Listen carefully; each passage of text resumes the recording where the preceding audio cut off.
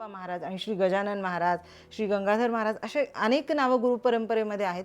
ही परंपरा कशी सुरुवात झाली हा प्रश्न पडणंही निश्चितच स्वाभाविक आहे. आणि त्यानंतर अग्निहोत्र गुरु परंपरेला कसं जोडलं गेलेलं आहे?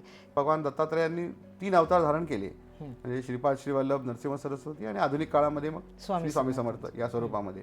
असे 3 वेगवेगळ्या स्वरूपामध्ये स्वतः चिरंजीव असलेल्या भगवान दत्तात्रयांनी वेगळं स्वरूप धारण केलंय, मानव स्वरूप धारण केलेलं आहे आणि धर्माला आणि उपासनेला पूर्वपदावर आणलेलं आहे असं म्हणूया आपण. बरोबर.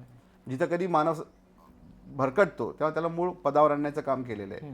मग प्रभू श्री राम असतील, प्रभू श्री कृष्ण असतील, ह्यांना देखील उपासना दिलेली आहेत, ह्यांची देखील दीक्षा दिली गेलेली आहे. म्हणजे भगवान कृष्णाने तर गिरनारमध्ये जाऊन भेट घेतली प्रभूंची, श्री गुरूंची अशी म्हणजे नोंद पण आहे.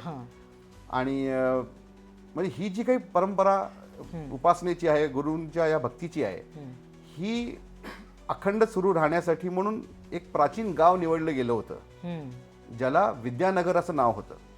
या विद्यानगर काय होतं, जी दीक्षाभूमी होती.